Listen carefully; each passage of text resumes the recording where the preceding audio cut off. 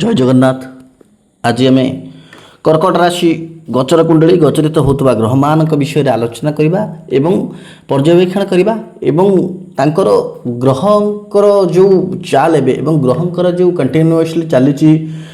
ଗୋଟେ ଗ୍ରହ ବକ୍ରି ହେଉଛି ତ ଗୋଟେ ଗ୍ରହ ମାର୍ଗୀ ହେଉଛି, ତ ଏଇସବୁ ଭିତରେ କର୍କଟ ରାଶି ବହୁତ ପ୍ରୋବ୍ଲେମରେ ମଧ୍ୟ ପଡ଼ିଛନ୍ତି। କ'ଣ ପାଇଁ ନା ଯେତେବେଳେ ମୀନ ରାଶିରେ ଶନିଦେବ ଆସିଲେ ତ ସେଇଟା କର୍କଟ ରାଶିରେ ମଧ୍ୟ ଅଲଗା ପ୍ରଭାବ ଥିଲା, ଅଥଚ କିଛି ମାତ୍ରାରେ କର୍କଟ ରାଶି ବହୁତ ଉନ୍ନତି ମଧ୍ୟ କରିଛନ୍ତି। କିନ୍ତୁ କର୍କଟ ରାଶି ବହୁତ ଇମୋସନାଲ ରାଶି। ଆଉ କର୍କଟ ରାଶି ଏବେ ଯେଉଁ ଗୋଚରିତ କୁଣ୍ଡଳୀ ଅନୁସାରେ କର୍କଟ ରାଶିଙ୍କର ଶନିଦେବ ଯେମିତି ଭାଗ୍ୟ ଭାବରେ ବହୁତ ଦିନରୁ ବସିଛନ୍ତି, ତାଙ୍କର ବହୁତ ପ୍ରୋବ୍ଲେମ୍ ମଧ୍ୟ ହେଇଛି। ତ ଇଏ ଯେଉଁ ଶନି ବକ୍ରି ହେଉଛନ୍ତି ତାଙ୍କର +1 ଏବଂ -1 ଯେଉଁ ଘରର ରେଜଲ୍ଟ ଦେଉଛନ୍ତି ସେଇଟା ଅଲରେଡ଼ି ଆପଣଙ୍କୁ ବକ୍ରି ଫଳ ଯେଉଁ ଥିଲା ରାଶିଫଳ ସେଥିରେ କୁହାଯାଇଛି।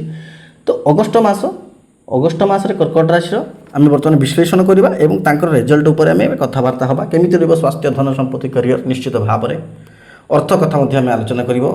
ବିଜନେସ୍ କଥା, ସମସ୍ତ କଥା ଆଲୋଚନା କରିବା। ତ ଆସନ୍ତୁ ପ୍ରଥମେ ଆପଣଙ୍କର ଗୋଚର କୁଣ୍ଡଳୀ ଦେଖନ୍ତୁ। କର୍କଟ ରାଶିର ଗୋଚର କୁଣ୍ଡଳୀ ଆପଣ ଦେଖନ୍ତୁ। କର୍କଟ ରାଶିରେ ଆପଣ ଦେଖନ୍ତୁ ଏଙ୍କର ଦେଖନ୍ତୁ ପ୍ରଥମ ଯଦି ଆମେ ଦେଖିବା ପ୍ରଥମ ଘର, ଦ୍ୱିତୀୟ ଘର, ତୃତୀୟ ଘର, ଚତୁର୍ଥ ଘର, ପଞ୍ଚମ, ଷଷ୍ଠ, ସପ୍ତମ ଘର। ସପ୍ତମ ଘର ଯାଇ ଗୋଟେ ପ୍ରକାର ୟାଙ୍କର ଯେଉଁ ଗ୍ରହ ବସିଛନ୍ତି, କେବଳ ଏଇଠି ଆମେ ଦେଖିବା ଏଇଠି ଗୁରୁ ବସିଛନ୍ତି, ନହେଲେ ଏଇସବୁ ଜାଗାରେ ଆମେ ଏଠି ଯଦି ଆପଣ ଦେଖିବା ଏଠି କେତୁ ବସିଛନ୍ତି, ରାହୁ ଏଠି ବସିଲେ ମାନେ ଏଠି କେତୁ ବସିଛନ୍ତି। ତ ଏଇସବୁ ଜାଗାରେ ଯେଉଁ ପ୍ରଭାବଟା ଏଇ ମାସରେ ଆପଣମାନଙ୍କର ଏତେଟା ରହିବ ନାହିଁ, କିନ୍ତୁ ଏଇସବୁ ଘରର ପ୍ରଭାବଟା ଅଧିକ ରହିବ। ତ ପ୍ରଥମତଃ ଆମେ ଯଦି ଆପଣଙ୍କ ସ୍ୱାସ୍ଥ୍ୟ କଥା ଆଲୋଚନା କରିବା, ନିଶ୍ଚିତ ଭାବରେ ଯେତେ ପର୍ଯ୍ୟନ୍ତ ବୃହସ୍ପତି ଆସିଲେ କର୍କଟ ରାଶିକୁ, ଅସ୍ତ ଥିବା ପର୍ଯ୍ୟନ୍ତ ସ୍ୱାସ୍ଥ୍ୟ ଆପଣମାନଙ୍କର ପ୍ରୋବ୍ଲେମ୍ ହେଉଥିଲା। ଏବେ କିନ୍ତୁ ଧୀରେ ଧୀରେ ଆପଣମାନଙ୍କର ଅର୍ଥ ସହିତ ଆପଣମାନଙ୍କର ସ୍ୱାସ୍ଥ୍ୟରେ ମଧ୍ୟ ଉନ୍ନତି ଦେଖାଯାଉଛି। ଏଇଠି ଯେଉଁ ବୃହସ୍ପତି ଏଠି ବସିଛନ୍ତି ଆପଣମାନଙ୍କୁ ନିଶ୍ଚିତ ଭାବରେ ପୁଣି ଆପଣଙ୍କୁ ଗୋଟେ ପ୍ରକାର ସ୍ୱାସ୍ଥ୍ୟରେ ସୁଧାର ଆସିବା ଦେଖାଯାଉଛି। ଅଗଷ୍ଟ ମାସରେ ନିଶ୍ଚିତ ଭାବରେ ଅଗଷ୍ଟ 5 ପରେ, ବେସିକାଲି ଅଗଷ୍ଟ ମାସର 5 ତାରିଖ ପରେ ଆପଣମାନଙ୍କର ସ୍ୱାସ୍ଥ୍ୟ କ୍ଷେତ୍ରରେ ନିଶ୍ଚିତ ଭାବରେ ଉନ୍ନତି ହେବ। ଏବଂ ଗୁରୁଙ୍କର ଆପଣ ଦେଖନ୍ତୁ ଗୁରୁଙ୍କର ଦୃଷ୍ଟି ମଧ୍ୟ ନବମ ଦୃଷ୍ଟି ଗୁରୁଙ୍କର ଶନିଙ୍କ ଉପରେ ପଡ଼ିବ। 1, 2, 3, 4, 5, 6, 7, 8, 9। ତ ଏଇ ଯେଉଁ ଶନିଙ୍କ ଉପରେ ପଡ଼ି ଅଲରେଡ଼ି ଦେଖନ୍ତୁ ଅଲରେଡ଼ି ଆପଣଙ୍କର ବହୁତ ପଜିଟିଭ୍ ଜିନିଷ ହେଇଛି, କିନ୍ତୁ ଏବେ ଶନି ବକ୍ରି ଯେଉଁ ଅବସ୍ଥାରେ ଏବଂ ଗୁରୁଙ୍କ ଉପରେ ଯେଉଁ ଗୁରୁଙ୍କର ଦୃଷ୍ଟି ପଡ଼ିଲା ଆପଣଙ୍କ ଭାଗ୍ୟରେ ମଧ୍ୟ ପରିବର୍ତ୍ତନ ହେବ। ଅର୍ଥ କଥା ଆଲୋଚନା କରିବା। ଅର୍ଥ ଘରର ଯିଏ ମାଲିକ ସୂର୍ଯ୍ୟ ହେଉଛନ୍ତି ଅର୍ଥ ଘରର ମାଲିକ। ତ ଗୋଟେ ପ୍ରକାର ଆପଣ ଦେଖନ୍ତୁ ଆପଣଙ୍କର ଏଇ ଯେଉଁ ସମୟରେ ଅଗଷ୍ଟ ମାସରେ ଆପଣମାନଙ୍କର ଅର୍ଥ ଖର୍ଚ୍ଚ ଆପଣଙ୍କ ଘର ପାଇଁ, ଆପଣଙ୍କ ପରିବାର ପାଇଁ ନିଶ୍ଚିତ ଭାବରେ ଆପଣଙ୍କର ହେବ। କର୍କଟ ରାଶିର ବ୍ୟକ୍ତି ଆପଣମାନେ ଦେଖିବେ ଆପଣମାନେ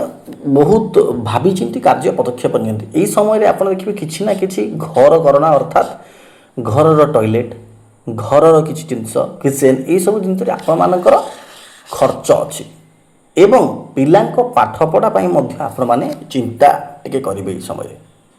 ଯେହେତୁ ଆପଣମାନଙ୍କର ମଙ୍ଗଳ ହେଉଛନ୍ତି ଆପଣମାନଙ୍କର ଯେଉଁ ଏଜୁକେସନ୍ ଘର, ଆପଣଙ୍କ ଏବଂ ସନ୍ତାନ ଘରର ମାଲିକ, ସିଏ ଏକାଦଶରେ ପଡ଼ିଛନ୍ତି। ତ ପିଲାଙ୍କର କିଛି ଇଚ୍ଛା ପୂରଣ କରିବା ପାଇଁ, ଅର୍ଥାତ୍ ପିଲା ଏବେ ଆପଣଙ୍କର ଚାହୁଁଥିବ କିଛି ଗୋଟେ ଅପର ଏଜୁକେସନ୍, ଅର୍ଥାତ୍ କିଛି ଗୋଟେ ପାଠରେ କିଛି ଗୋଟେ ନୂଆ ଜିନିଷ କରିବାକୁ, କିମ୍ବା ସିଏ କୌଣସି ଜାଗାରେ ଆଡ଼ମିସନ୍ ହେବାକୁ ଚେଷ୍ଟା କରିବ ଏବଂ ଆପଣମାନେ ତା ପାଇଁ ପଇସା ମଧ୍ୟ ଖର୍ଚ୍ଚ କରିବେ। ତ ଆପଣମାନଙ୍କର ଚାକିରି କଥା ଯଦି ଆଲୋଚନା କରିବା, ଆପଣଙ୍କର ଲଗ୍ନ ଓ ସ୍ୱାମୀ ଅର୍ଥାତ୍ ଆପଣଙ୍କର ରାଶି ସ୍ୱାମୀ ଯିଏ, ଆପଣଙ୍କ ରାଶି ସ୍ୱାମୀ କିଏ? ବୃହସ୍ପତି। ବୃହସ୍ପତିଙ୍କର ଦୃଷ୍ଟି ମଧ୍ୟ ପଡ଼ିବ ଚାକିରି ଘରକୁ। ଚାକିରି ଘର ହେଉଛି ଏଇଟା ଏବଂ ଏଇଠି ମଧ୍ୟ ସେ ମାଲିକ। ଆପଣଙ୍କର ପ୍ରଥମତଃ ଆପଣଙ୍କର ଦେଖିବେ ଆପଣଙ୍କର ଟିକେ ପେଟ ପ୍ରୋବ୍ଲେମ୍, ଗ୍ୟାଷ୍ଟ୍ରିକ୍, ଏସିଡ଼ିଟି ଏସବୁ ଜିନିଷ ଦେଖାଯିବ। ତତ୍ସହିତ ଆପଣମାନେ ଦେଖିବେ ଚାକିରି କ୍ଷେତ୍ରରେ ଆପଣମାନଙ୍କ ପାଇଁ ଶୁଭ ଫଳ ନିଶ୍ଚିତ ଭାବେ ପଡ଼ିବ। ବୃହସ୍ପତି ଦେଖନ୍ତୁ ଏମିତିରେ ଷଷ୍ଠ ଘରେ ବୃହସ୍ପତି ହେଉଛନ୍ତି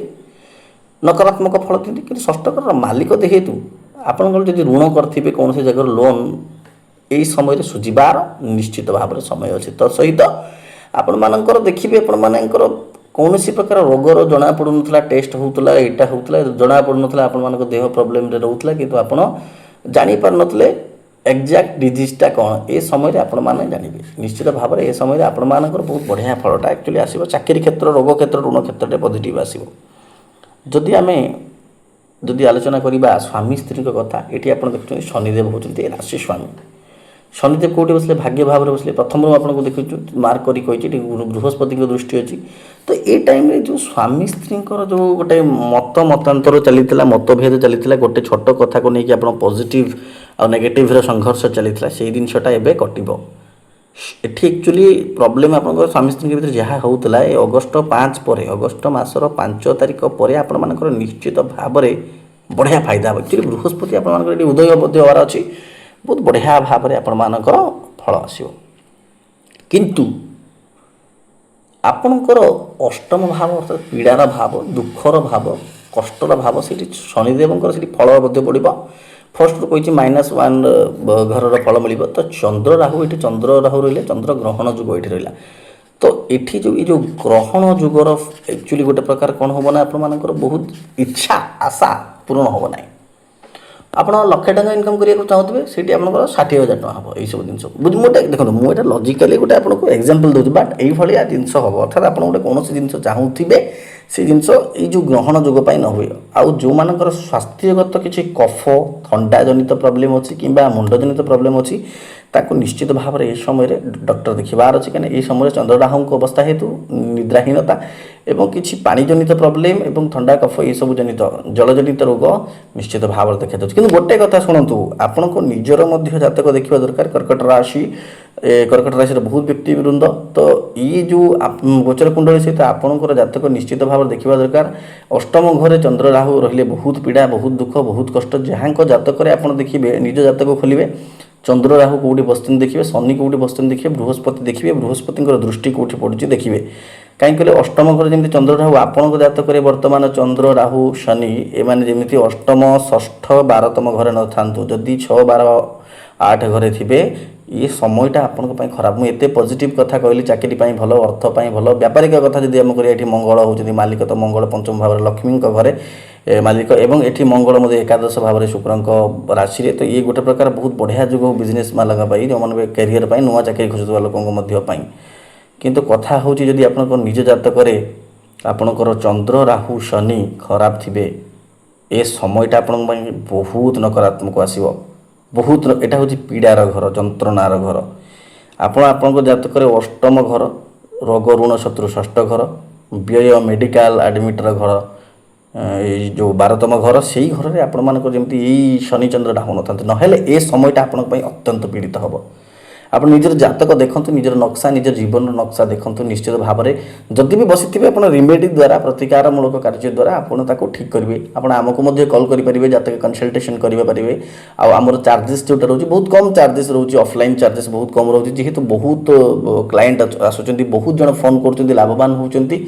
तो से आपण मैंने आपंकर exact date of birth details directly WhatsApp call करेंगे जदि फोन पिक करना गला आप व्हाट्सअप ही कर दिंतु बुझे व्हाट्सअप कर अपॉइंटमेंट बुक कलापर कि स्लॉट बुक कलापर आपको जातक कंप्लीट एनालाइज हम केपी चार्ट हो लाल किताब कुंडली हो समस्त जिन देखा आपण सहित डिस्कसन ही आपको प्रतिकार दि तो निश्चित भाव में आपंक जातक देखा कथा